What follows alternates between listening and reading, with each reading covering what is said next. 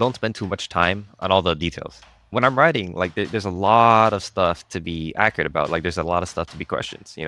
Like are they really gonna use this type of pistol? Are they gonna use this and that? Like it's so much stuff that if I were to like spend all day on these things, I wouldn't like progress at all. Focus on the storytelling. Like tell the story, and if something has to be specific, like you could get good enough, right?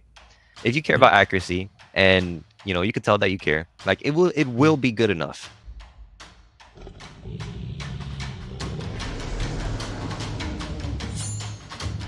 This is the CritRPG Podcast, your one-stop shop for everything lit RPG, progression fantasy, and Royal Road. Hi everyone, and welcome to the CritRPG Podcast, the only podcast that lets freedom ring, which is probably not true. But anyway, with me today is DrDoritosMD, author of many different stories like Summoning America, we've talked about it in the bonus material, Manifest Fantasy, and Arcane Exfil. How are you doing? Hey, thanks for having me, Max. I'm doing great. Course. How are you doing? I am doing just fine. Thank you very much. Like, I like this like stereotypical exchange you always have with the Americans. Like, the Brits are more like, yo. Really now?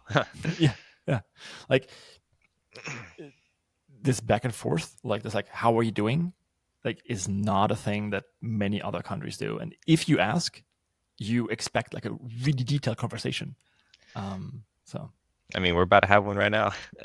yeah, we are indeed. So how are you doing? No, thanks for coming in. Also, again, disclaimer, like this is one of those podcasts that's kind of like a little bit of a moral hazard, but I'm going to make it quite open. I'm your agent.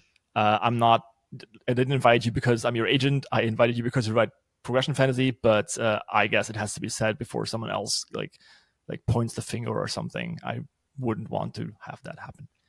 Okay. But hey, why don't you try to sell me on Manifest Fantasy? All right. Or Arcane Exfil. Okay, so let's start with Manifest Fantasy first, right? To begin with, it's heavily inspired by Gate and Stargate. So you got a modern military going to another world. In Stargate, you're facing sci-fi. You got aliens, you got alien technology, starships, and Egyptians. a lot of different civilizations. And in Gate, it's one world. It's modern versus fantasy. You got tanks blowing up, goblins and wannabe Romans, and you got fighter jets like blowing up dragons, right? Like that in itself already sounds pretty cool. And I'm like, okay, I like Gate. It's a very fun story, but there could be less harem. They could have a bigger focus on the storytelling itself. I'm like, okay, you know what? What if I put my own twist on it, right? What if I put out? You said, yeah. You said there's like fake romance. So of course there's going to be romance. Mm-hmm. Sorry, that has to be. Go ahead. Sorry. Yeah. So I'm like, okay, why don't I do like this is after I started reading Gate fanfics, by the way, right? So I went from Gate anime, then I went to the manga. I'm like, I want some more material, right? This is like the only type of thing there is out there. There's no other thing like Gate. So I'm like, okay, I might as well start reading the fanfics. And I started with the fanfics, and there's some of them that are pretty good. A lot of them that are, really amateur, right? I mean, it was the same with me when I first started writing. Yeah. And I was like, okay, I want to write my version of Gate. I like the premise, but I think it could be executed better. So I'm like, okay, I want to put my spin on this, right? So I did, and I wrote my first draft, and I posted it on Wattpad and Royal Road. It got, decently popular as like a original Gate type story, but it didn't have its own, unique like personality. It was like a little bit too much like Gate. It started off just like Gate with the fantasy world invading our world, except they invaded Area 51. And it went why like anyone would go to Nevada is like beyond me, but go ahead. Yeah, and it went like off the rails because I didn't have much of a plan. So I'm like, okay, I threw in like Russians, like like it was a COD storyline or something. I got a rogue Russian general. This was after Modern Warfare 2019 came out, which Ah. prominently featured a rogue Russian general. So I'm like, there's a little bit too much going on there. So I took a break from it, and I was like, okay, let me sit back. Let me refine my trade, and I Mm, worked on a fanfic called Summoning America. mm, Right, I did that for like a year or so, and then I came back to Manifest Fantasy after I felt like I developed a good enough storyline. When after I did some world building, after I've like practiced writing, like actually writing, mm, and when I came back to Manifest Fantasy, I deprecated the old book. So the old book I renamed it to like Old Draft V1 or something, and then I just relaunched it as its own like new thing.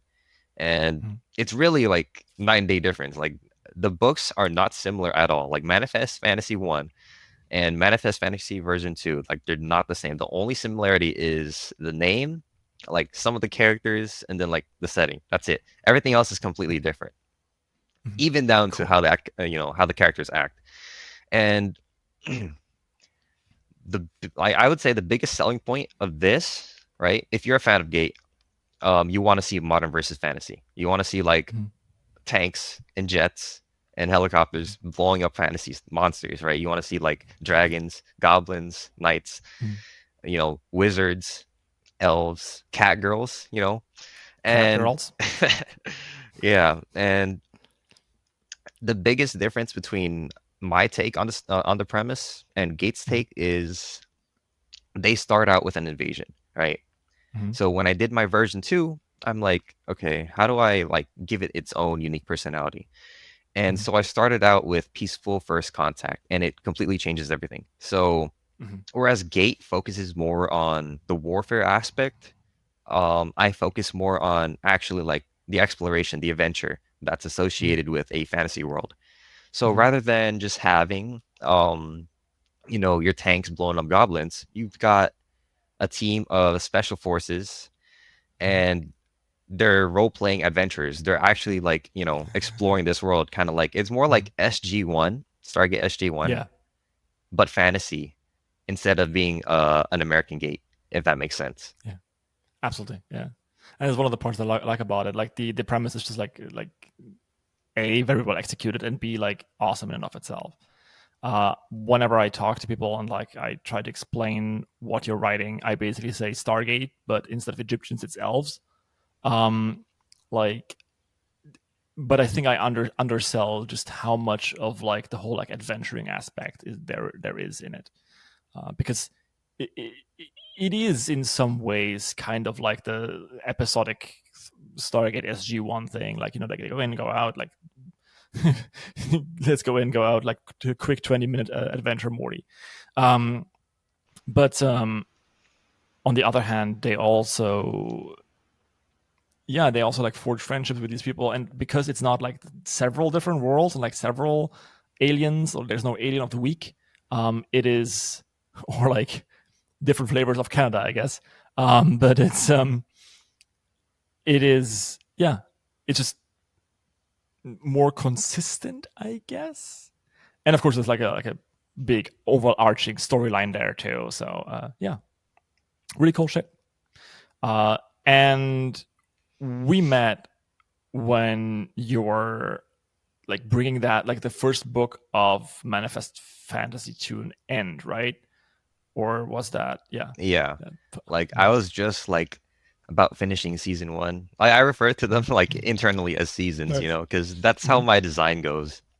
Mm-hmm. Um Instead of writing it like, chapters and books, like I think of it in terms of episodes and seasons, right? Because Mm-hmm. um I read a lot, but lately I've been more of leaning towards like shows and movies Mm-hmm. than books.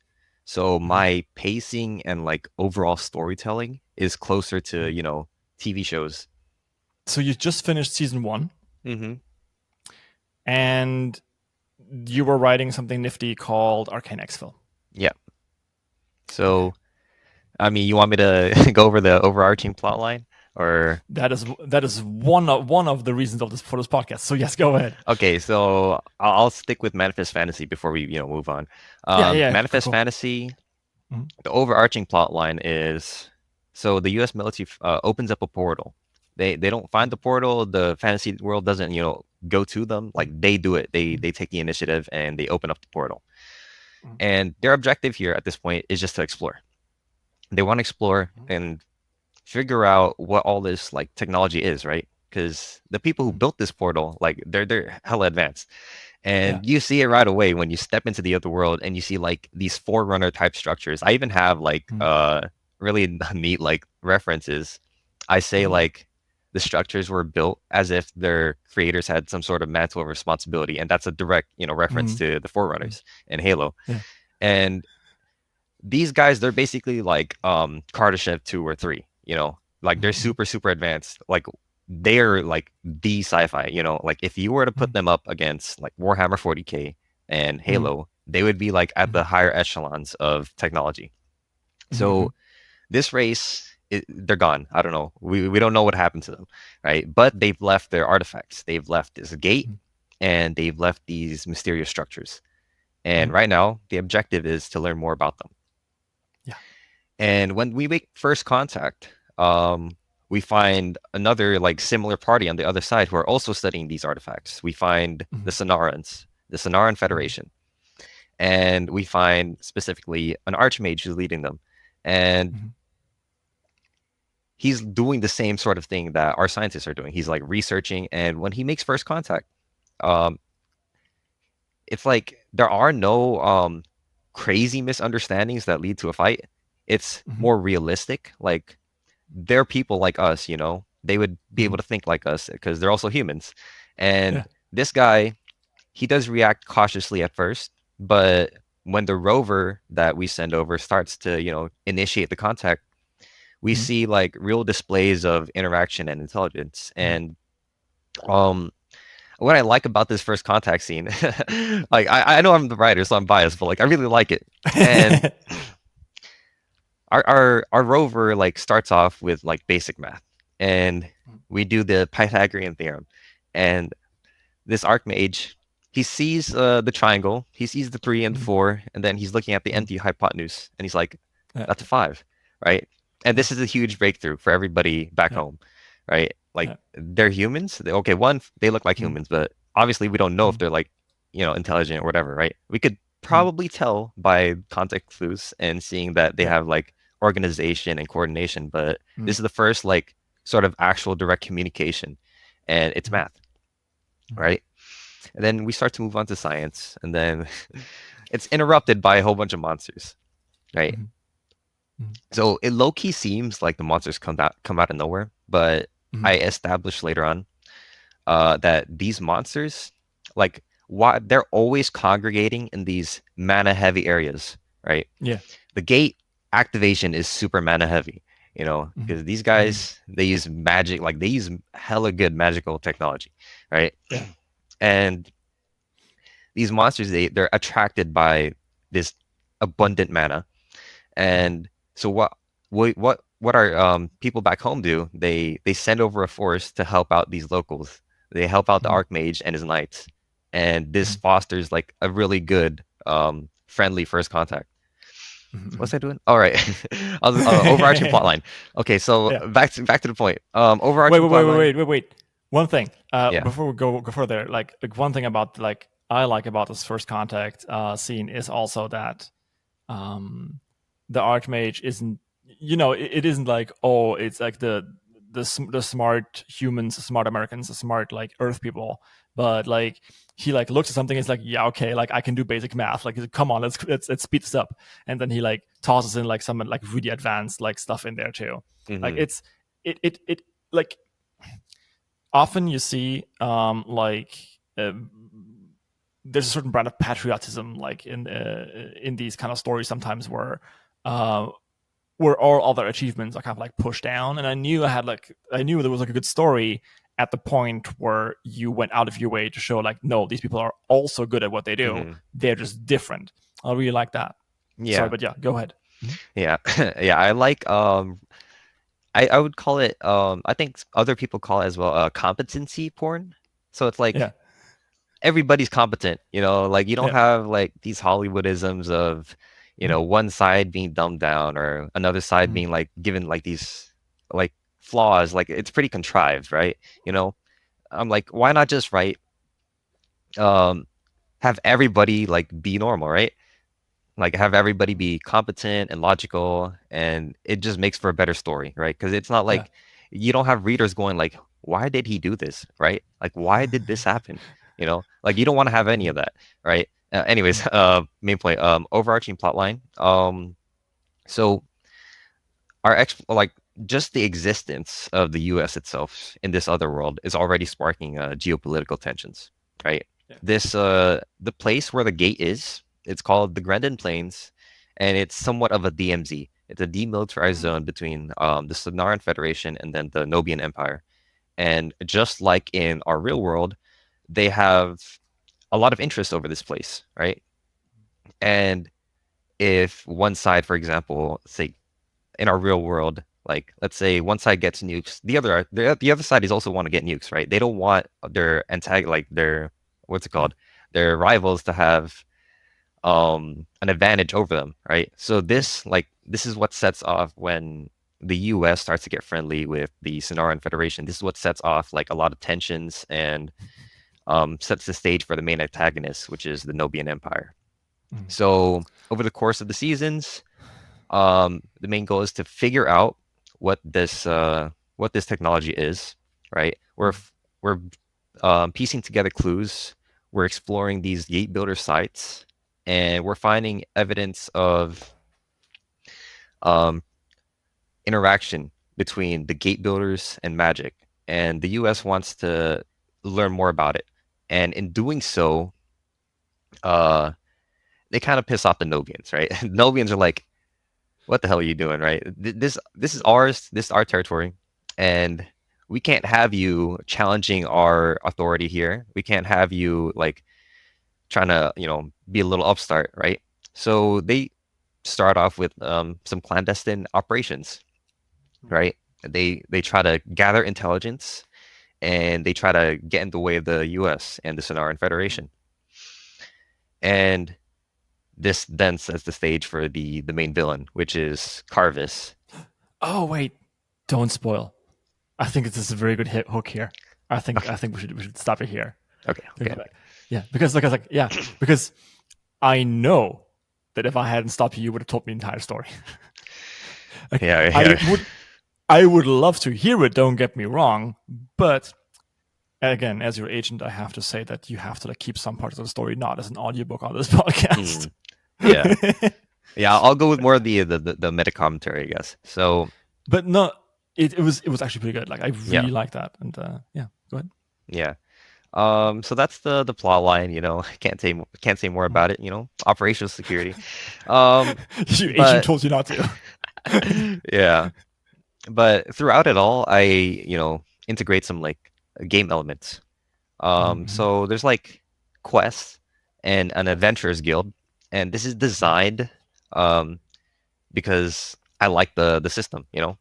Mm-hmm. It's a trope in a lot of Japanese isekai to have like a guild and then have these like little missions. And I'm like, it's a good idea. I could put my own twist on it. And I use these missions to like help our characters, kickstart their reputation and their funds.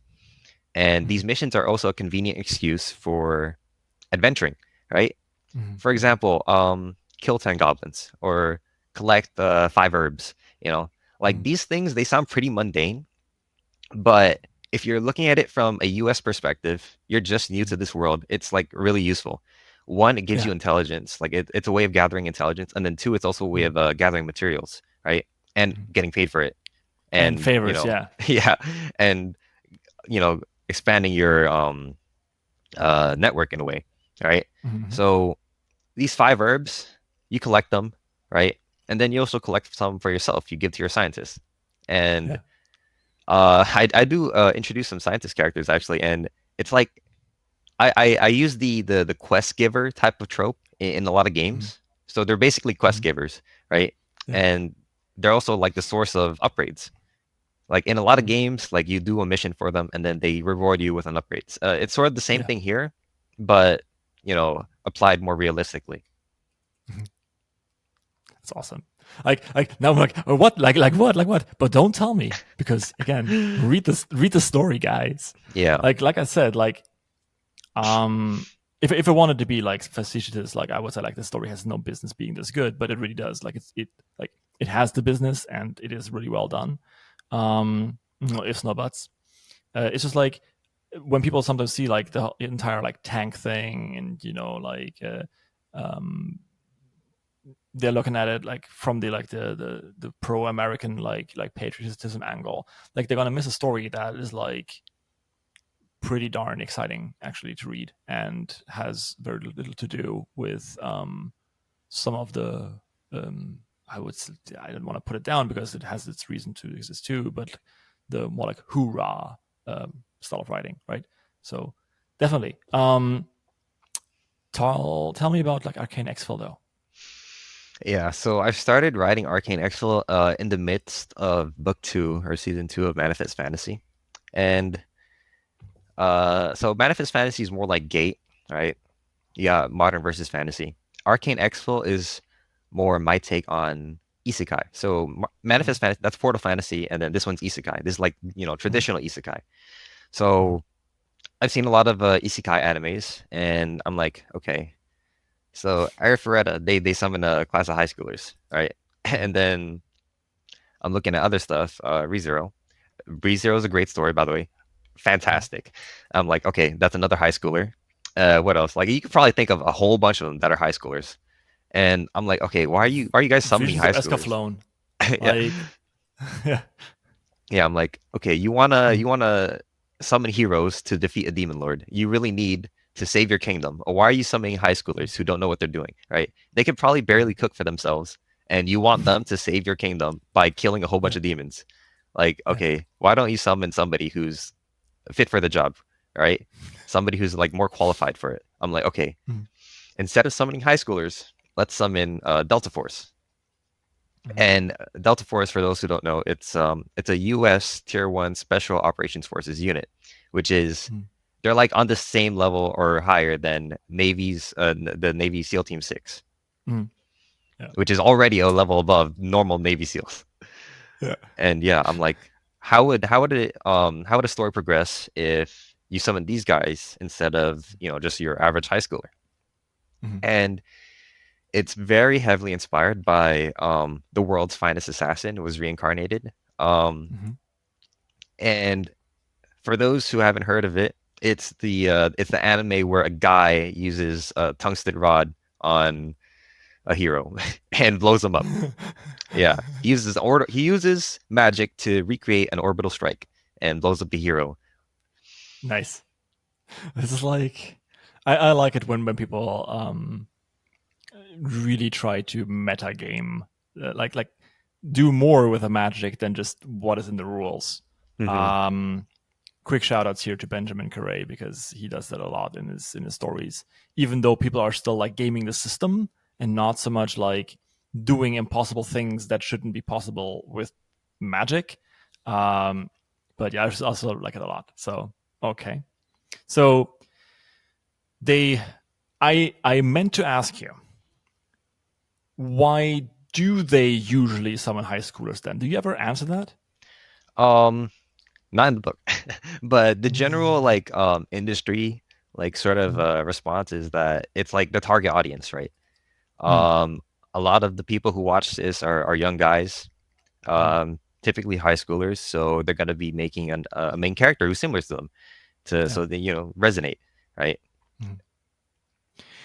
I personally believe it's because when you get isekai'd, like your body goes like goes into like all its atoms and then gets pulled again. The more experience you have, the less space there is for magic.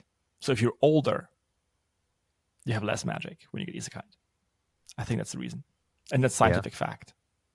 yeah, that could be a good like a canon Mm. reason. Yeah, I mean, like, yeah, I really think like because like I think that in the beginning of Arcane Exfil, at least in one of the beginnings I read, the king kind of thinks to himself or mentions that other kingdoms like get high schoolers, right? Yeah. And he was like super gung ho about getting a high schooler himself, but then it was like, well, actually, thinking about it. So yeah, I think that could be cool to explore, just like giving it here, just like tossing it to you. No, Yeah. because yeah. So my main characters, they're not the Mhm. best in terms of magic, right? Mhm. They don't have like crazy they have good magic, but it's not like, Mhm. OP hero level. Yeah. And that's one of the main points of the story. Like they're competent. Their superpower is Mhm. that they're competent and they know what they're doing. Mhm. They Mhm. do have magic. They do have the ability to learn more magic, and they do have the ability to get better at it. But they're never gonna be able to like outpace an OP like hero with like cheat power, Yeah. right? Yeah. Instead, they have to overcome that using just their competency. Like they got to think Mhm. about it. They got to like Mhm. plan, strategize, tactics, and that's Mhm. how they're gonna come out on top. Nice. Like I like I said, I really like it. It is something that has not been done before. I think that like a Grimoires and Gunsmoke does a little bit of it, Hmm. but that's kind of like an invasion of our world, and then kind of like shooting back. Yeah, Um, it's closer to Gate. I yeah. spoke with the I know the author well, and Mhm. Duddle Red, yeah, and he likes to liken it to Stargate. I brought up Gate to him. He's like, Mhm. I think it's more Stargate, even though it's like clearly like the battles and the warfare. It's like really really Gate-ish. Yeah. But specifically, I would like distinguish between the two. Mhm. So my stuff, Duddle stuff, Gate, it's more military Portal Fantasy, and Mhm. then this stuff, Arcane Mhm. Exfil, it's more military Isekai. Yeah. They're like Yeah. very similar, right? Mhm. Um, but one has our worlds connected, and the other is like Mhm. our main characters are cut off, right? Yeah. Yeah. There's no I back. think Yeah. a better comparison could be Ten Realms or Forgotten Ruins. Ten Realms by Michael Chatfield. Um, Yeah. Forgotten Ruins. I think I saw once. Yeah. yeah, Mhm. yeah, Mhm. and they've got like just the MCs by themselves, and Mhm. they got no access to Earth or whatever, right? They're like in these Mhm. other worlds, and that's more like the traditional isekai formula, right? Yeah. What do you think about these kind of like military urban fantasies? Because I could have sworn that there were um, like urban fantasy stories where the main character, like where every military unit has like a mage with them, and Mm, like they're running around with combat armor, but instead of grenades, like they have like this mage that can like throw fireballs. Like there was mm. something like that. Like Is it I don't Bright? know what it was. Netflix? No, I haven't watched Bright. Okay. But like something like that. Yeah, it's like a modern and Like fantasy. Yeah, yeah. yeah. It kind of like Harry Dresden but military. You know, Hmm. if you've read Dresden Files or something like that. But maybe that's like more of the older crowd like me. Oh my god, like looking Hmm. at you, sometimes I feel very very very old. Yeah. Thank you for that. Thank you for existing. Okay, but we've talked about. I think we've whetted people's appetite. So the next question I would ask now would be, what's the best advice you've ever gotten as a writer? Yeah, so this advice came from a reader, not a Okay. writer, a reader. Okay. And it was don't spend too much time on all the details, right? So I it's feel kind of so. I like feel triggered. it's kind of like counterintuitive, right? But when I'm writing, like there's a lot of stuff to be accurate about. Like there's a lot of stuff to be questions, Like, are they really gonna use this type of pistol? Are they gonna use this and that? Like, it's so much stuff that if I were to like spend all day on these things, I wouldn't like progress at all, you know? Yeah. So yeah, they're like, um, focus on the storytelling, focus on the storytelling Yeah. aspect, Like tell the Mhm. story, and if something has to be specific, like you could get good enough, right? Obviously, that's different from Hollywood's Good Enough because their version of Good Enough is just like they don't even care, right? They don't care about accuracy at all. But if you care Yeah. about accuracy, and you can tell that you care, like it will be good enough, right? And the things that aren't accurate, it's not like some of them are things that people can't even talk about anyways, right? Yeah. Like Yeah. if Yeah. they Yeah. were to correct you, it would be operational security violation, right? They can't correct Yeah. you. And do you know like War Thunder? Oh yeah, all the like the Stories about War military, Thunder. yeah, all the Yeah, leaked like files. someone like leaked the entire like manual for the Eurofighter like to the forum just to prove a point. Hmm. Like, Yeah, ah. Like, no, you see, like here it says in this classified document. Like, yeah. no, Like you got to update no. the fire rate and the turn radius because this Uh, proves it. You got to yeah. buff it Uh, because my document says so.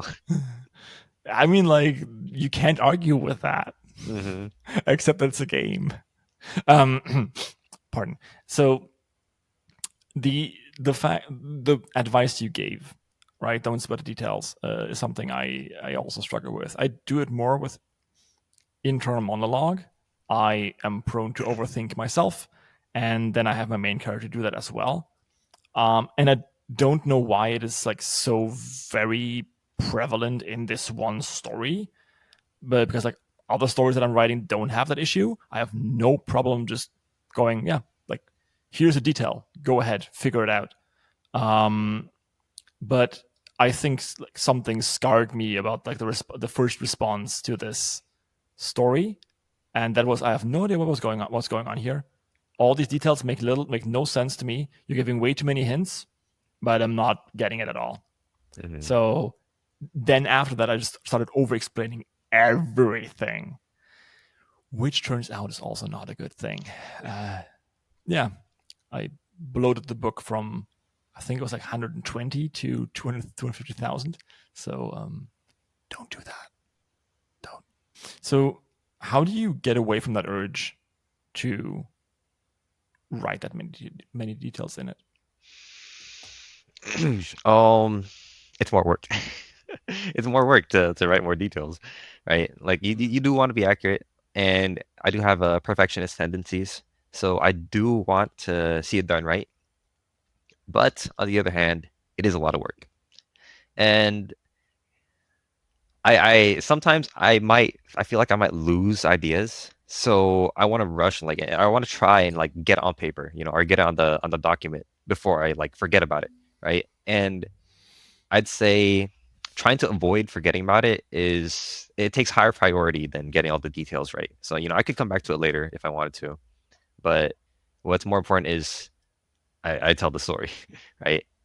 Yeah, and there's different ways of doing these details, right? So you can just mention he's using that gun, period, Hmm. or you can mention he's using the gun and then explain why he's using that gun. Hmm. Um, I sometimes do the latter, like especially with emotional stuff, right? So main character gets like super angry and I explain why she's angry because like internal trauma and all that kind of stuff makes for a very introspective read, but it bogs down the pacing. Hmm. It really does.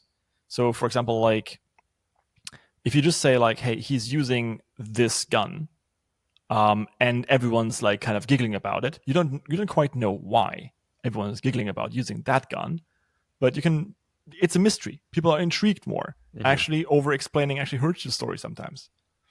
Yeah, I had a few So, comments on chapter one, because I had my main characters using Russian weapons, Soviet weapons. I had them using an AK-74, AKS-74U, and people were like, "Why are they using Russian weapons? Or why are they not using American weapons? Where's my M4?" I'm like, "Okay," so I leave it there, and I don't explain it. But the answer yeah. is, which I explained to the commenter, not in the story, is plausible deniability. They're operating in a Yeah. region where Soviet weapons are common. They want to make sure that their mission isn't tied to the US. So they're using like deniable weapons, right? They're being deniable. Yeah. And also resupply, Yeah. right? Yeah. Like The ammo is you don't far have more time. common. Yeah. Yeah. Let's say the ammo is the same, but you don't have time to like reslot a magazine like while you're in the middle of a combat zone. So Oh, they're I mean, trained to I do it really guess fast. They're trained yeah, to do it okay, really that's fast. that's true. But you could either do it very fast or don't have to do it at all, Oh yeah, Call of Duty. Switching right? to your sidearm is always faster than reloading your Yeah, weapon. yeah, exactly. So, man, but I guess the question kind of like does arise, and I think maybe lampshading it even more, right? Like he's using the AK-47 that he still hasn't gotten used to, full stop, Mm, right? Like something like that, so that people know that you're aware that yes, this is not the like quote unquote correct weapon, but think about it, please, right? hmm And then you go on because like the more you make someone, the more this is rich coming from me, I guess, but I'm learning, right? So the more you make people think about your story and try to understand it, uh, the more they'll be invested into it. If you over explain, they don't have anything to attach to. hmm So yeah. Yeah, I Um, I give hints instead, like like context clues, right? yeah, exactly. Yeah. Because the magic system, Mm. even the natives don't like have a full recognition of the magic system, right? Like Yeah. this is like this underlying complex physics. So I have to explain Mm-hmm. it in a way that they would know. Like Mm-hmm. how would these medieval fantasy like or Victorian fantasy like Mm-hmm. civilizations, like what sort of knowledge would they have? And these hints help construct the magic system without explaining it as if they know. Mm-hmm. Like, I have one last question, just for the listeners out there who are interested. If I'm starting to read Arcane Exfil, are they going to run out of ammo at some point, or will there always be guns? They run out of ammo on day one. Okay. Yeah, Okay. I that might be spoiling a bit too much because running out of ammo implies something else. But Mm-hmm, they mm-hmm. do also guns do exist in this world. Yeah. For those who have watched Arcane or played League of Legends, it's similar to Mm-hmm, Piltover. They got magic mm-hmm. guns, and Nice. they're gonna be making the switch from their guns Yeah. to magic guns. Which is pretty cool.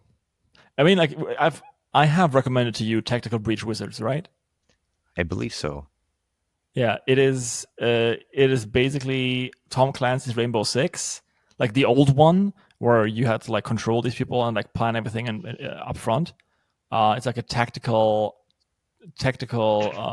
strategy game, but all the soldiers are wizards, and they have like wands that look like guns that they're using. So it's actually pretty fun. Pretty supposedly a pretty good game. But all my time recently has been spent playing V Rising. So yeah, it's unfortunately also a good game. I and the bazaar is looming somewhere in the near future, which is terrible. But yeah, so with that question being said, and I've already said like, hey, I'm learning because I have to like relearn some of the stuff like the subtext. Can a team of has-been teen idols save the world? Find out in the new series Boy Bands and Dragons. When Neverboyland is sucked into a magical world, their reunion takes a back seat to staying alive. But if they can get over the past drama that drove them apart, they may find that even pop stars can be heroes. Come and discover your new favorite read, Our Comeback Tour is Slaying Monsters, the first in the Boy Bands and Dragons series by Kim Smuga Otto, dropping on Kindle Unlimited, October 25th. What is one thing that you've learned while writing that you now do differently? Backlog. Backlog. So infamously, I don't use any backlog. I don't have any backlog. Mhm. I would write just chapter by chapter. Like I procrastinate like it's a homework assignment basically. So Why would you do something so controversial yet so brave? I'm a student. I mean, I started writing when I was a student, so the habits like spilled over, right? Yeah, of course. That's a very good explanation. Yeah, so Uh-huh. it was like I'm uploading one chapter a week, and I'm like, I got other classwork, I got like tests, I got stuff to do. I'm like, okay, let me put it off. I'm gonna write like the day before, and then Sure. once I graduated, I got more time, or like Mm, during summer mm, vacation, mm. right? I got way more time Yeah. to really think about it, really plan ahead. I also used to just completely pants it. I had no plan Yeah. whatsoever, but Yeah. eventually I started making outlines, and that's Mm, one thing I do right now. Like I have really mm, like complex outlines that mhm. map out the entire chapter. I do outlines chapter by chapter, and then I have outlines Yeah. for the arc, and then Mhm. they're all like together. Oh, I have to show you something after this podcast is done, Mm. and I will show this to viewers at some point too. I'm thinking about making a small series about different ways of writing, and I would love to, for example, like talk to some like authors and see what their writing process is from the very start. Um, but you mentioning like the outlining stuff, I've also started to outline. I used to pants. I loved pantsing Torchbearer. It was Mm. great because I could just like sit down and like write whatever, but it made for a terrible story because I kept repeating the same loop because I didn't know when it would end. And I wasn't ready to make the next step in the arc because I didn't know what would come after and it felt too dangerous, but I had to push out a chapter anyway. And it wasn't like I could be, putting in a beach scene in the middle of like a city siege. So it was more combat. Mm. So no. But again, plotting is very good. So you're saying you're plotting chapter by chapter and then the arcs and then also probably like the seasons, right? Mm. Um, the question here is how do you plot chapter by chapter? Like how far do you go into detail? I just have the basic story beats. Let me pull up Mm, my document. So what I would do mm, is I would maybe like do a list, right? So here's mm, scene one, here's scene two, here's scene three, mm, and then let's say in scene one we've got basic story beats. We've got introduce our characters, right? Let's say mm, it's kind of spoiling it, but I'll take an example from something that's mm, like in the works, right? mm. You know what? Actually, it is spoiling. I think it's worth it because it's a really cool scene. Okay. So, in Arcane Exfil, our main character Mm, has to fight demons, right? But mm, he doesn't have magic training. The only thing he's learned, thanks to basic tasks, is barrier magic and then strengthening magic. That's all he knows. He doesn't know anything else. mm, He can't like make a fireball. He can't make ice, whatever. And he has to fight these demons with his gun. And he goes full auto. These demons are resilient. So each one of these beats is one bullet point basically. And mm, next bullet point, the demon like just tanks the bullets. Next point, mm, the demon lunges at him.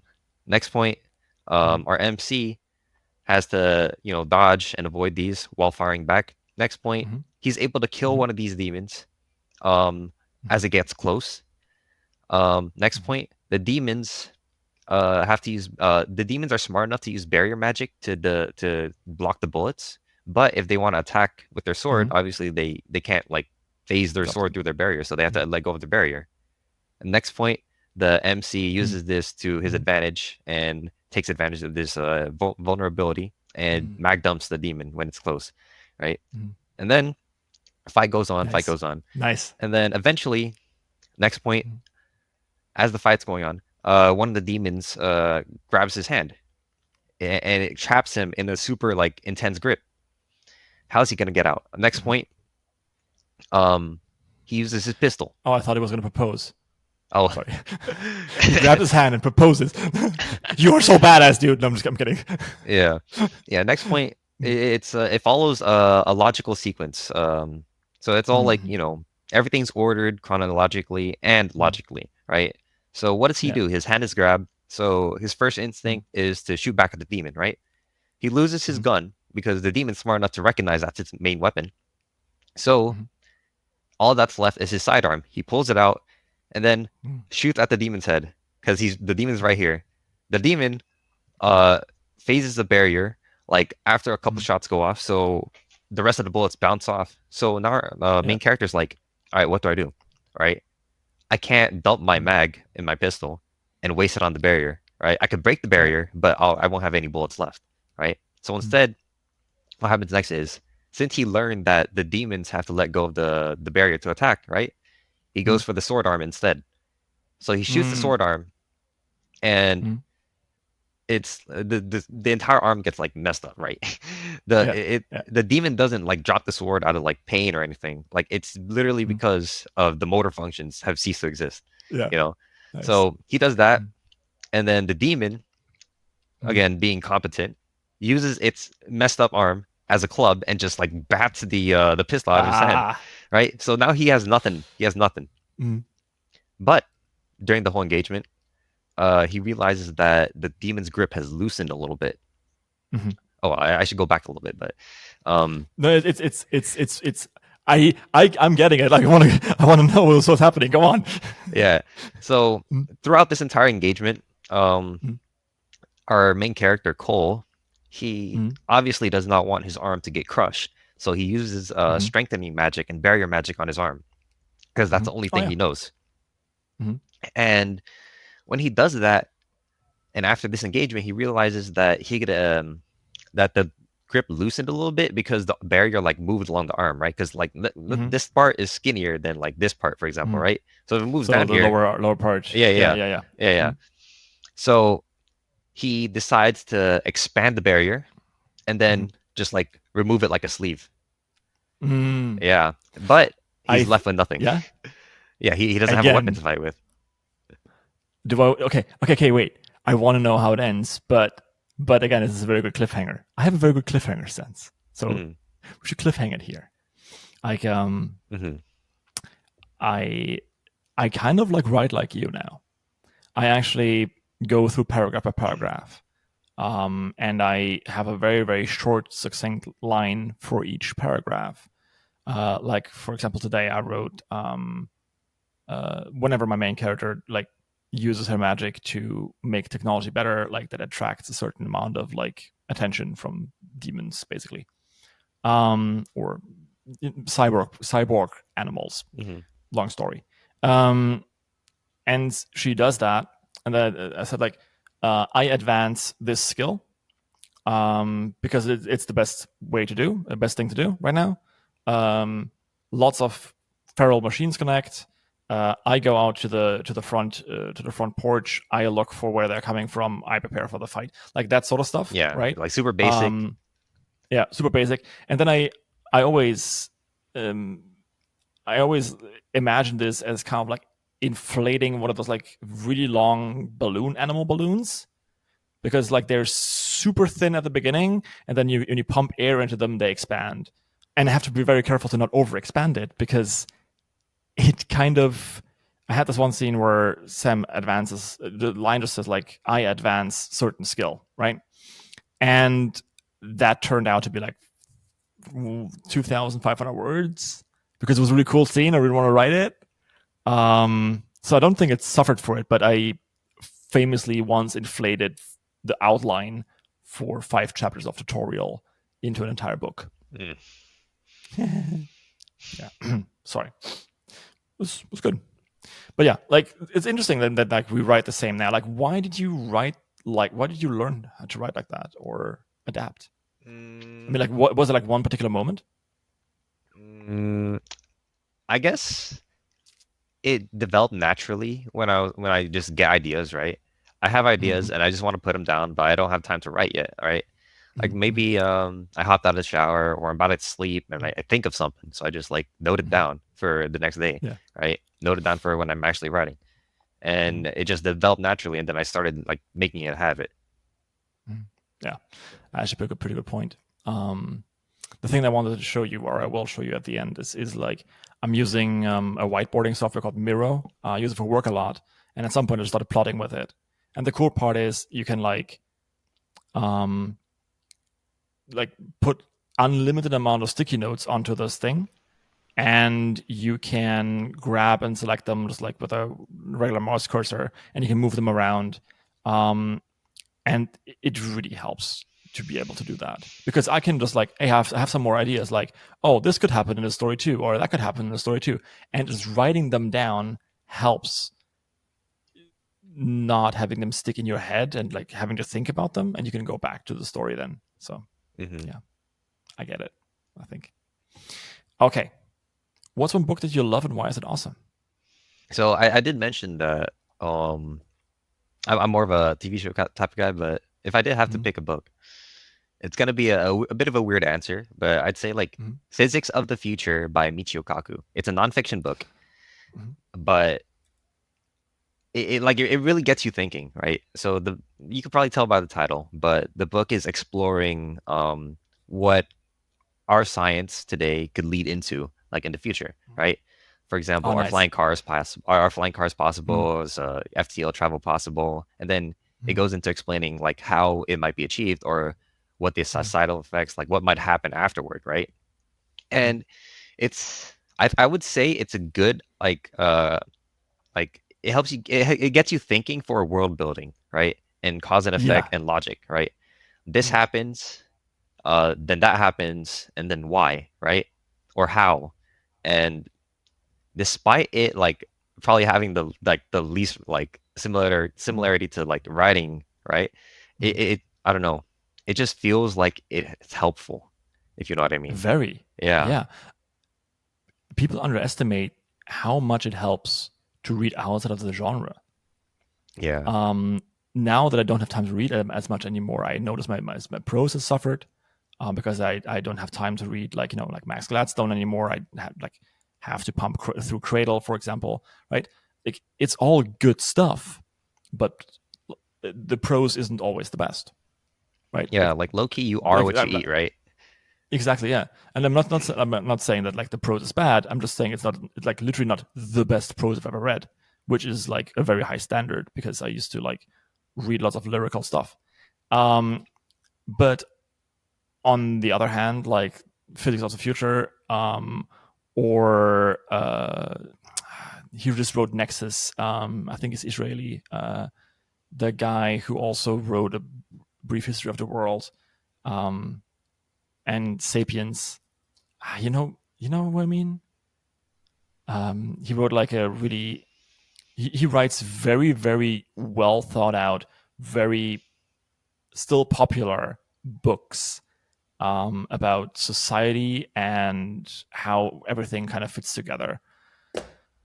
Harari, I think. Let me see. But they're like nonfiction, right? Like A Brief History of Mankind, Homo, Deus, 21 Lessons for the 21st Century. Yeah. I've heard of those. Yeah. And Nexus is his newest one, and we talked about like AI and big data and all that kind of stuff and how it impacts our lives. And he unfortunately makes a very, very good point. And I've just today watched John Oliver make a point. I don't think he gets how good of a point that is. He compared Facebook saying, he compared TikTok defending themselves, saying, yeah, but like everyone else is also like collecting data, right? He compared that to children's soda manufacturers in the 19th century, right? Sure, this is literally 90% cocaine, but all the other kids' drinks are doing it too, right? Oh yeah. So, like Coca-Cola was like pure cocaine at some point. It was a headache medicine. Yeah, like actually. Just because it's status quo doesn't mean it should be status quo. Exactly, and also, TikTok and all these other, every single social media thing, like even YouTube. Hi YouTube, is not good food for your brain in the long term. Because brain rot. Literally brain rot. You feel it when you're done with it, because your dopamine receptors are spent, right? Basically, for your monkey brain, you're going like, oh, berry, another berry. Oh my God. It's like everything I could ever have wanted. And your brain like goes haywire. It's super happy. And our brains are not designed to just be happy, which I think is something that, like the first Matrix movie had like uncannily right. So yeah, I don't know what to do about it because I'm not literally not getting paid to figure it out. But coming off of the tangent, reading stuff about like physics or culture or traveling, so important for your writing because you will not get past that certain threshold of writing if you don't do that. Yeah. So I'm happy that you do. Yeah, it makes you a well-rounded writer. Yeah. And I personally think that, like, I mean, look at you. You're writing very accurate, like military fiction, and you're doing a lot of world building, and you're thinking about like, hey, what would having magic actually do, right? You're going to the point where you're thinking like, hey, like barrier magic, how would people fight with that if they actually had it, right? Because it's not just the main character who's like good with it, but it's everyone else around him too. He's just like that little bit better, and that makes the victory that much sweeter because it's earned. Yeah. It's like, in a lot of shows or like a lot of stories, you see, they're specific, like, the MC is the chosen one, right? Maybe they find a flaw in the system, or maybe like they think of something new, but like, how come nobody's done this before, right? Yeah. Like, for example, there's like a lot of Japanese isekai where there's like a game system, and then one class turns out to be super broken with a specific skill. I'm like, okay, why did it take until now for the MC to figure out, right? Like, how come nobody's done this before? If everybody's trying to like min-max and get ahead, how come nobody's done this, right? Sometimes you would be surprised how long it takes for someone to figure something out. I mean, we've known how to boil water since like 4,000, 5,000 years, but it took a fucking long time for someone to come up with a steam engine. Oh yeah, right? That's true. Right? Because like you have to understand that humanity advances not as like being pushed by a singular person, but a singular person is always the combination of everyone who came before him. Like Watt, who invented the modern steam engine, actually had heard of steam engines being used before him, but they were just like these things that like pumped water out of like mines, and that took forever. Yeah. What he did, he made a different condenser, I think, and then he also turned the theoretical like energy not just into like up and down, but like rotary, and that enabled people to like use it for like motion. Yeah. Not motion, but like traveling, right? Yeah, that's a good line of thinking. Yeah. I actually have the same thing in my book, right? Because they have the capacity for, say, night vision goggles, but they don't have them. Like, they could make one right now, but they just don't have them. And it's like what you said, right? It's a combination of like what came before, and if you don't have reference material and you don't have incentives, then why would it exist, right? So exactly. yeah. So only when our MCs arrive do they like think to, make night vision goggles, even though they could have done it before, Yeah. And also it's access, right? So is Europe intellectually superior to any other country, any other region in the world? Of course not. They just had more resources to work with. Exactly. And a lot of people in a very, very close-knit space, right? You would interact with a shit ton of people the entire time. Exchange, like ideas would get exchanged just by sheer necessity. You could, like in Germany, you literally can't walk for more than 2 hours without like reaching another village, right? In the US, for example, that's impossible. And I don't know enough about like medieval Asia to make any accurate statement here. But also there were like huge technological advances. because of what was needed, A, and B, what was available, right? So because like in Europe, we had lots of steel, so we got really good at making steel weapons. But like we were like way behind in maths with the Middle East for the longest time, and that only got better because we had exchange with them. And these days were like look at how quickly you could invent something today. You go on AliExpress, you order a motherboard, you order like some chips and a soldering set, and boom, you can be a mechanical engineer. You know, not a good one, not a good one, right? Yeah, but you could do something with it. You could like go on YouTube and do something with it, Yeah, exactly. Like you couldn't do that like 10 years ago. Mm-hmm. Same with writing, 10 years ago, there's no like online publishing, right? Like nowadays, anyone can become a writer. Like Royal Road, like a website like that, it really like opens up a lot of opportunity. Yeah, I mean, like there were these kind of sites like 20 years ago, because like I was on some of them. Yeah. But they weren't popular, mostly because, and that's a good question, I don't know why. Access, maybe? Word of mouth? I mean, it's probably because computers and phones got more popular, right? Like an app like Wattpad, for example, like you need people with iPhones and Androids to download the app, right, for it to become popular. Yeah, and like when I was growing up, the joke was there are no women on the internet. I mean, right? it's like still like a joke around now. Yeah, right. Like genetic memory, I guess, or like societal memory. But back then, most of the internet users were like primarily men. That shifted completely, and like as soon as they put like stuff online that like was relevant to women at the time. I'm not saying that interesting or whatever. Like it's just relevant.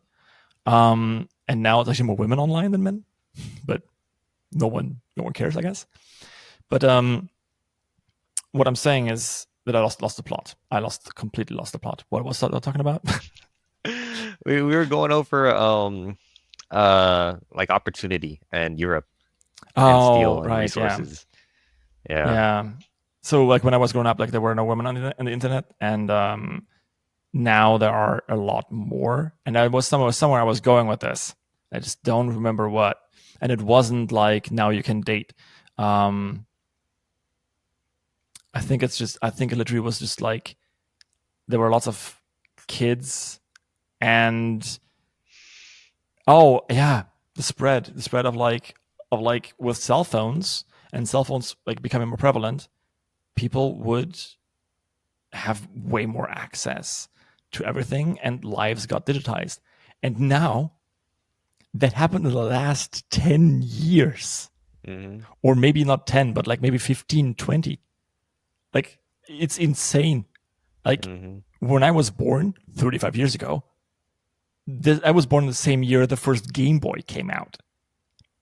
And like look at the graphics of a Game Boy and look at the graphics of a PS5. Yeah. Right? It's like night and day. It is insane.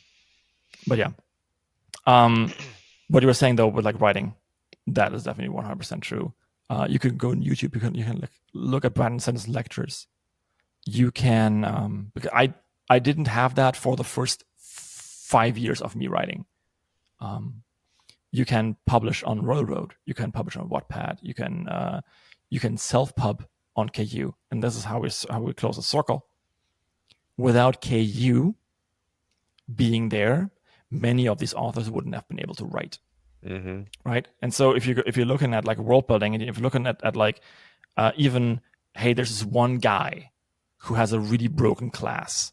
Sometimes it is just a person stumbling into 3 factors that are very, very, very rare to have at the same time. Like real world knowledge about physics, for example, plus a class that allows them to use electricity, plus he is the first person to actually travel to another continent and discover like how to smelt iron.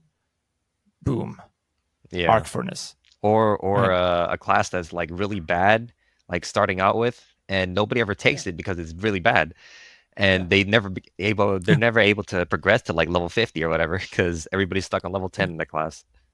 Yeah, there was when I'm like a book I read as a kid that I didn't really like because like basically the message was like games are bad and you should feel bad.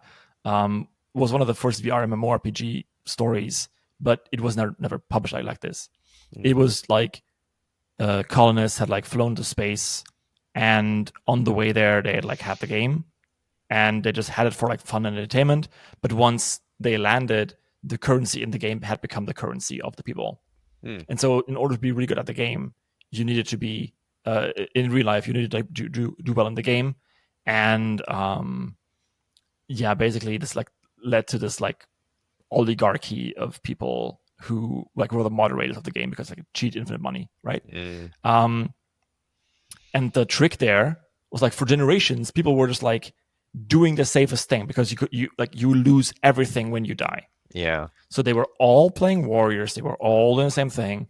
And at some point, some kid just like you know what, fuck it, and got lucky and like figured out that this is actually supposed to be a game for entertainment. He remembered that, and then he and a friend like taunted a dragon to and fro for like 10 hours, while a third guy, I think a girl, shot it with arrows, and then like killed it after like 10 hours, and they got like super rich.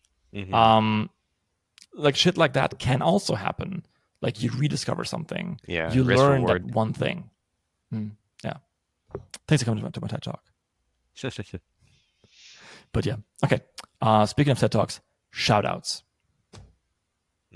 What are your shoutouts? I do have a list of general like animes and shows I think people should watch. Ooh. Yeah. And then I'll get into like the Royal Road stuff. But starting off with the list, I'd say Freerin, Arcane, Stargate, 12 Monkeys. I'd probably put those. There's probably more, you know. Top 10 anime betrayals. We're getting there. Yeah, there's probably more, but those off the top of my head, those are what I could think of, right? And Gate, 12, obviously. Is 12 Monkeys even a series? Yeah, they did a movie and then they made a series. Okay. Yeah, the series is a little bit more recent. Thing. Yeah, same thing. Arcane. Yeah, it's great. I know I can't watch it because it's too much emotional damage and I can't like my heart. But I've seen people on Facebook like take this thing apart like it's a piece of like literature. It is wonderful to see because we live in a world where people do everything for a quick buck, and Arcane has like this $250 million budget that no stakeholder would have ever signed off of. And Riot, because it's still owned by the same people who wanted to make this fucking game studio, were like, cool, yeah, we'll do it. Like we have 250 million, we'll do a cool show, right? And they just let people cook for 10 years. That we need more of that. Yep. Now, for Royal Road, I give a shout out to Into the Rift. So it's a really, really small story. It started out on Wattpad, and it's one of the books that got me into writing. It came out like 2017, 2018, something like that. Like a few years before I started writing. And I came across it while I was looking for Gate fanfics. And it's an original book that involves portal fantasy and a modern forest going into a fantasy world. And it did help inspire me to write Manifest Fantasy and the prose as well. So it's written in first person, but I typically wrote in like third person omniscient. So I'm like, okay, I like the style here. I like the voice. I like the character voice, and I want to apply it to myself, right? So I started writing in free indirect discourse, like it's like close third person, right? And Into the Rift is really what got me like thinking about it. It's really high quality too. So if you're ever on Royal Road, you could look up Into the Rift and it should pop up. Yeah, I'm just looking at it right now, and I'm sure we'll link it below the podcast in the description. It's got a really good score. It's got 90 followers on Railroad. Yeah. Hopefully we'll make it some more, because like that looks pretty good. Okay. With that, I think we've come to the end of the podcast. Do you have anything left to say before we finish the main part and go into the Patreon content? Mm-hmm. Oh yeah, you mentioned earlier progression fantasy, but none of my books are like progression fantasy. Well, you said that there are like there are progression elements, but you know. Okay. Like it's a matter of definition. Yeah. We can Right. put it like that. Right. I mean, like if you go like super narrow, Mage Errant wouldn't be progression fantasy. Mm. But like, I think it hits the right taste buds, you know? Yeah. That's fair enough. I mean, the MCs do like learn and they do, progress. Yeah. Very basic definition. They do get more powerful from what they learn. Exactly. And getting more gear too. Sometimes. Yeah. Upgrading their gear. Yeah. I mean, like if that doesn't count, then I don't write progression fantasy at all. Okay, but if those are your last words, then I have no other choice but to end this podcast here. Yeah. Okay. Well, good doctor, thank you so much for being here. I hope you had a good time, because I certainly did. Yep, I did. So for the people listening to the podcast, he is nodding, and I do not have any guns visible on the screen. But with that being said, thank you everyone for listening and or watching, and I'll see you next time. And if you're on Patreon, the show goes on.